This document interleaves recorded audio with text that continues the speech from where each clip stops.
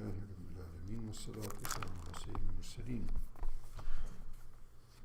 وعلى آله وصحابه أجمعين. سبحانك لا علم لنا إلا ما علمتنا إنك أنت العليم الحكيم.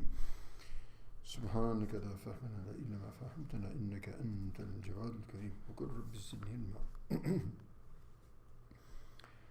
أعوذ بالله من الشيطان الرجيم. وهو القاهر فوق عباده ويرسل عليكم حفظا حتى إذا جاء أحدكم الموت توفته رسلنا وهم لا يفرطون ثم ردوا إلى الله مولاهم الحق ألا له الحكم وهو أسرع الحاسبين. صدق الله مولانا العظيم. So here Allah subhanahu wa ta'ala continues with the description of his attributes. And here the وَهُوَ الْقَاهِرُ فَوْقِ عِبَادِهِ. Qahir basically means qahra, to submit and subjugate all under one's authority. We have the Al-Qahira. Cairo's in Arabic it's Al-Qahira. It's supposed to be the city which overpowers all of the cities.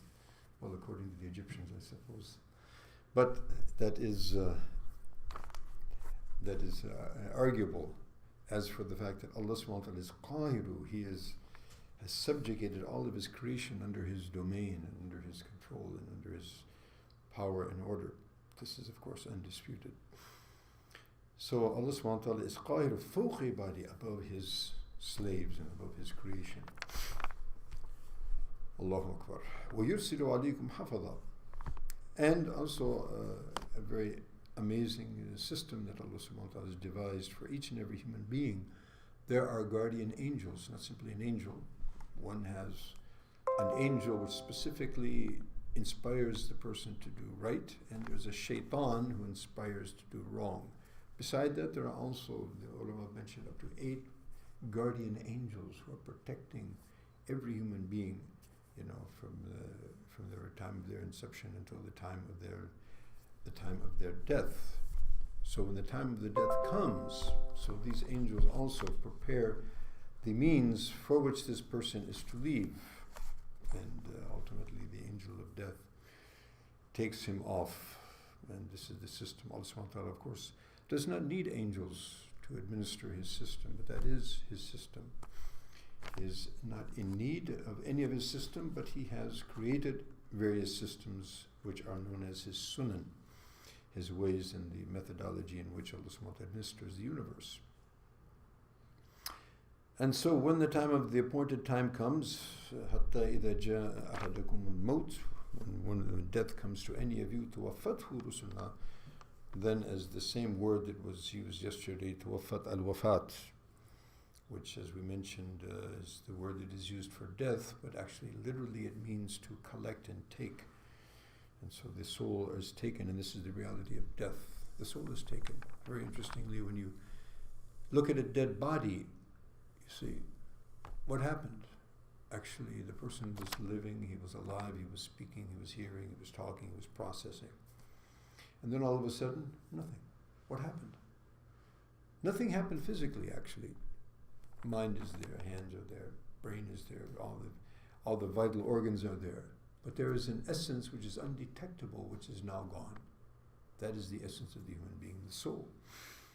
And when this soul is there, the human being is alive. When the soul is extracted, then this is the death. This is the reality of death.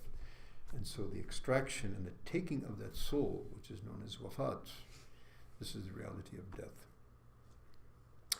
And so when that death, the time of death comes for any of you, then our rusul, our messengers, all these angels, referring to these angels, they take the soul of the human being, وَهُمْ لَا يُفَرِّطُونَ, and they do not make excesses, they don't miss their mark, they don't make any mistakes, they do exactly as they're told and exactly as they're instructed. ثُمَّ رُدُّوا إِلَى اللَّهِ, and then that's not the end of the story. ثُمَّ, and then ultimately the return is to Allah subhanahu wa ta'ala, mawlahum al-haq, their ally and their helper and their leader and their owner, their sayyid, al-haq, in reality and in truth.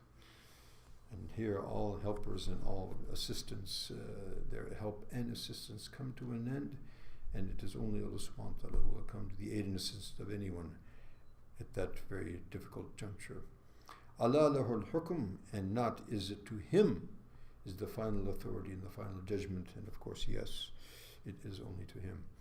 وَهُوَ أَسْرَ الْحَاسِبِينَ. Someone might say, okay, so if Allah subhanahu wa ta'ala alone is going to take account to all of the human beings, this is going to be quite a tedious process. We have right now about 7-8 billion people on the planet, and before them and before them and after them, billions if not trillions of human beings. Allah subhanahu wa ta'ala says, Huwa asrul hasibin. He is the most quick to take recompense. And of course we also know that that day of recompense will be a day of 50,000 years as we reckon. Now if it is exactly 50,000 years literally, then all of these millions and billions and trillions of people, for them to be disposed of, still it is quite a quick process. So may Allah subhanahu wa ta'ala give us tawfiq to prepare for that ultimate reality and that juncture which determines the eternal felicity or the eternal damnation.